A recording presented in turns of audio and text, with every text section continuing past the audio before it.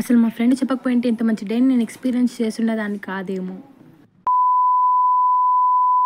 అసలు మ్యాటర్ ఏంటంటే మా కాలేజ్లో కూడా చాలా మ్యాంగో ట్రీస్ అయితే ఉన్నాయి, కానీ నేను ఎప్పుడు చూడలేదన్నమాట. అంటే బ్యాక్ సైడ్ ఉంటుంది, నేను ఎప్పుడు బ్యాక్ సైడ్ వెళ్ళను మ్యాక్సిమం.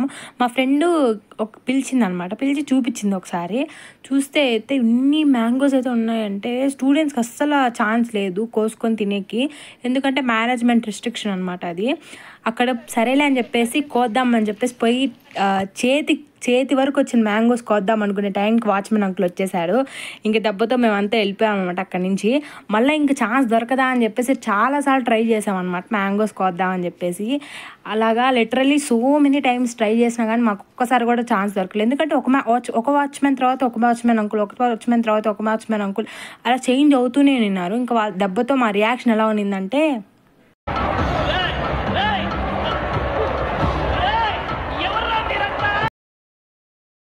అది గైస్ మా రియాక్షన్ అప్పుడు. ఇంకా సరేలే, ఇంకా మాకు మామిడికాయ చెట్టు నుంచి కోసుకొని తినే అదృష్టం లేదని చెప్పేసి ఇంకా సైలెంట్ అయిపోయాను.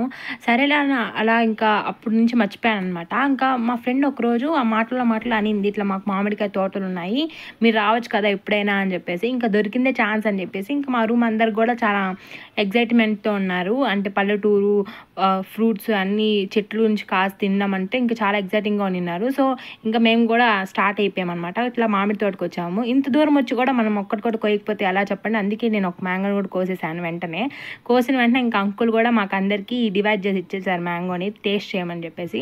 అంటే ఈ మ్యాంగో ఫ్రెష్గా చెట్టు నుంచి మేమే కోసుకొని తిన్నాం కదా, అంటే ఈ ఎక్స్పీరియన్స్ చాలా బాగుంటుంది.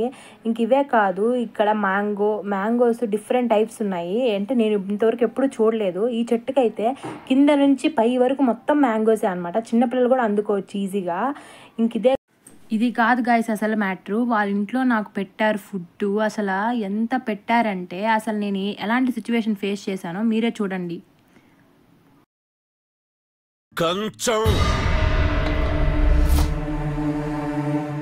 కంచం ఏంటి ఎంత ఉంది? ఫుడ్ ఇదేంటి ఎంత పెట్టారు? తింటే తరిగిపోద్దిలే తిను అదనమాట మ్యాటరు. నేనైతే లిటరలీ అలాంటి సిచ్యువేషన్ ఫేస్ చేశాను వాళ్ళ ఇంట్లో 1 అవర్కి ఒకసారి మా కోసం ఏదో ఒకటి చేస్తూనే ఉన్నారు, ఏదో ఒకటి పెడుతూనే ఉన్నారు. ఇంకా మేము కూడా తింటూనే ఉన్నాం. నిజంగా ఈ జనరేషన్లో సొంత బంధువులు కూడా మనల్ని అంత బాగా చూసుకోరు. అలాంటిది మాకు 1 ఇయర్ కూడా ఫ్రెండ్షిప్ లేకుండానే మమ్మల్ని అంత బాగా చూసుకొని అంత బాగా మాకు ఫుడ్ పెట్టి మమ్మల్ని అంత బాగా చూసుకోవడం అనేది నిజంగా చాలా గ్రేట్ థింగ్. నా తరపున మా ఫ్రెండ్స్ తరపు నుంచి వాళ్ళ ఫ్యామిలీకి ఒక పెద్ద థ్యాంక్స్ చెప్తున్నాను, ఎందుకంటే నేను మమ్మల్ని అంత బాగా చూసుకున్నందుకు. ఇంకా అలా వెళ్తుంటే ఇంక ఇది ఈతకాయల చెట్టు అనమాట. ఇంకా ఇక్కడ వచ్చేసి తామర పువ్వు కొలను అనమాట. అంటే ఇంకా లోటస్ పూయలేదు, ఇక్కడే పూస్తాయంట ఈ కొలనులో.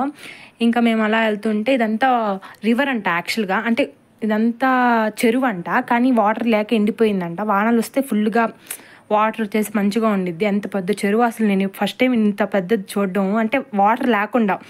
వాటర్ ఉంటుంది ఇప్పుడు చూసుంటాం కానీ వాటర్ లేకుండా చూడడం అయితే ఇదే ఫస్ట్ టైం. తిరిగి అలసిపోయాం ఫ్రెండ్స్ మేము.